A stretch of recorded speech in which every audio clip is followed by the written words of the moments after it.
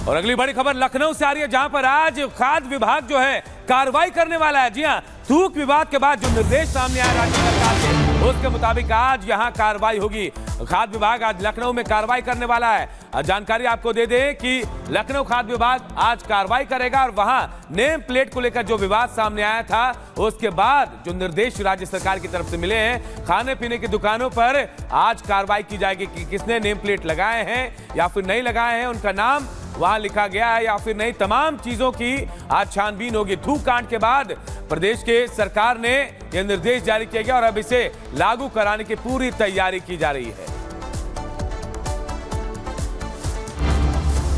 और इस बीच आपको ये बड़ी खबर आपको बता देते हैं कि दुकान पर नेम प्लेट का मामला, क्योंकि खाद्य सुरक्षा विभाग ने एडवाइजरी जारी की है। रेस्टोरेंट और होटल संचालकों के लिए एडवाइजरी जारी की गई है। नाम और पता प्रमुखता से प्रदर्शित करने के आदेश दिए गए हैं। एडवाइजरी में 7 दिन की मोहलत दी गई है। मैं 7 दिन होंगे लोगों के पास और लोगों को इन्हीं 1 हफ्ते के अंदर अंदर अपने रेस्टोरेंट होटल पर अपने नाम लिखने होंगे।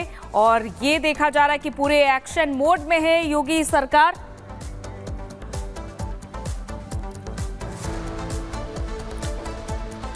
तो देखिए, सभी ढाबा और दुकान संचालकों को यह निर्देश दिया गया है कि अब आपको अपने नेम प्लेट लिखना जरूरी है।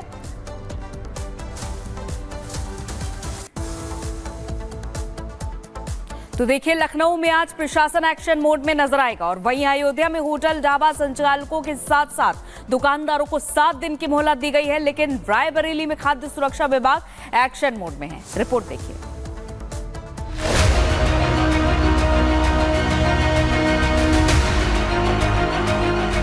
तमाम विरोधियों की फौज इकट्ठा होने के बावजूद योगी आदित्यनाथ अपनी राह पर निडर होकर आगे बढ़ रहे हैं।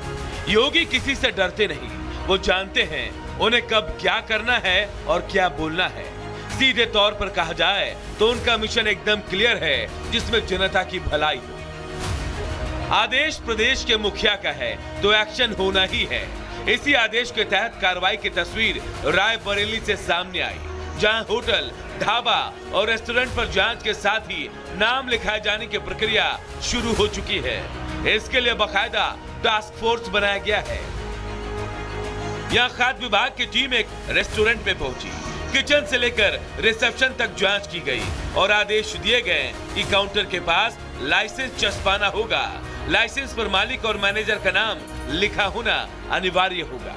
जो ऐसी चीजें थी, अवांछित चीजों की मिलावट कर दे रहे हैं लोग, या गलत जो है चीज़ें परोस रहे हैं ग्राहकों को, जो नहीं परोसनी चाहिए, तो उसके लिए निर्देश दिया गया कि सभी होटल ढाबों में उनका किचन देख लिया जाए, साफ सफाई तैयार रहे, लाइसेंस उनके सहज दृश्य स्थान पर चिपके हुए हों, ताकि आम ग्राहक जाकर देख सके कि यह लाइसेंसी प्रतिष्ठान है और वहाँ को शुद्ध खाना मिलेगा।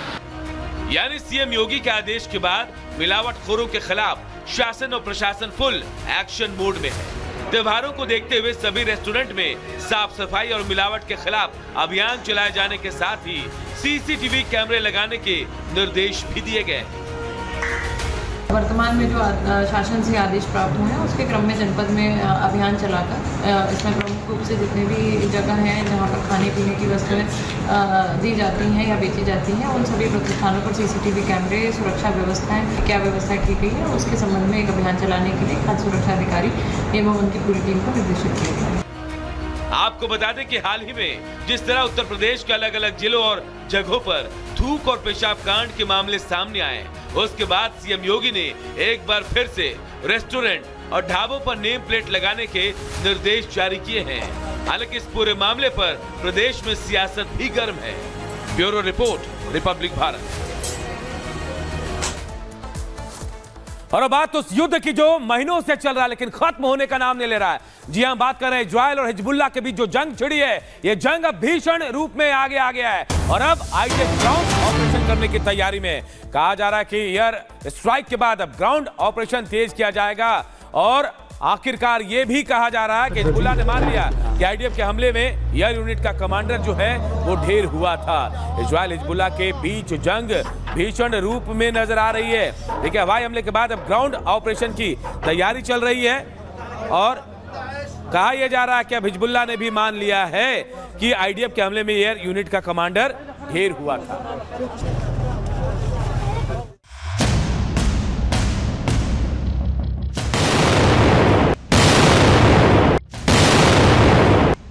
लेबनान में नेतन्याहू ने धमाकों की बरसात कर दी है। टारगेट हिजबुल्लाह है, लेकिन लेबनान में बारूद और लाशों के ढेर बिछ रहे हैं। पूरे लेबनान में हड़कंप मचा है और लोगों में दहशत का माहौल है।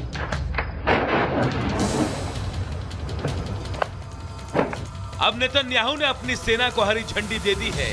आदेश साफ है कि हिजबुल्लाह पर एक्शन नहीं थमना चाहिए। प्रधानमंत्री नेतन्याहू ने प्लान जियोन विंग को एक्टिव कर दिया है।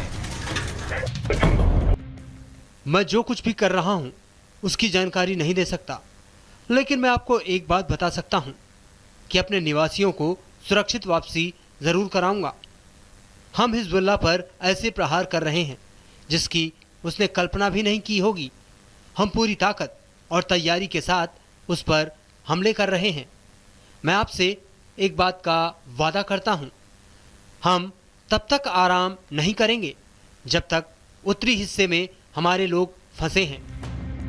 यानी अब इजरायली सेना धुआंधार बारूद वर्षा करने वाली है। चुन चुन कर हिजबुल्लाह कमांडरों का खात्मा होगा, लेकिन जान किसी की भी जा सकती है। ऐसे में मोदी सरकार ने बड़ा ऐलान कर दिया। पीएम मोदी ने भारतीयों से तुरंत लेबनान छोड़ने को कहा है। इजरायल हिजबुल्लाह जंग पर मोदी की भी नजर है। पीएम की पहली प्राथमिकता भारतीयों को बचाना है। कोशिश है कि किसी भारतीय को खरोंच तक ना आए। भारत ने अपने नागरिकों के लिए गाइडलाइन जारी की है। गाइडलाइन में नागरिकों से तुरंत लेबनान छोड़ने को कहा गया है। लेबनान में करीब 4000 भारतीय रहते हैं। इनमें से ज्यादातर वहां की कंपनियों में काम करते हैं। कुछ लेबनान में निर्माण और खेती के काम में भी लगे हैं। मोदी सरकार के एडवाइजरी के बड़े मतलब निकाले जा रहे हैं। दावा है कि इजरायल लेबनान पर और बड़ा हमला करने वाला है, यानी एक दिन में 1600 धमाके से भी बड़ा अटैक करने वाला है। तो क्या इजरायल लेबनान पर ऑल आउट अटैक करने वाला है? और इसी के तहत जियोन विंग को एक्टिव किया गया है। Bureau report, Republic Bharat. और अब बात वक्फ बिल की। वक्फ बिल को लेकर कट्टरपंथी जिस तरह से जहर उगल रहे थे, उसके बाद अब जेपीसी को 1,30,00,000 फीडबैक चिट्ठियां मिली हैं और ये चिट्ठियां शक पैदा कर रही हैं। शक इसलिए हो रहा है क्योंकि ये सारे फीडबैक एक ही सर्वर से भेजे गए हैं, जिस पर बीजेपी ने विदेशी साजिश का आरोप लगाया है।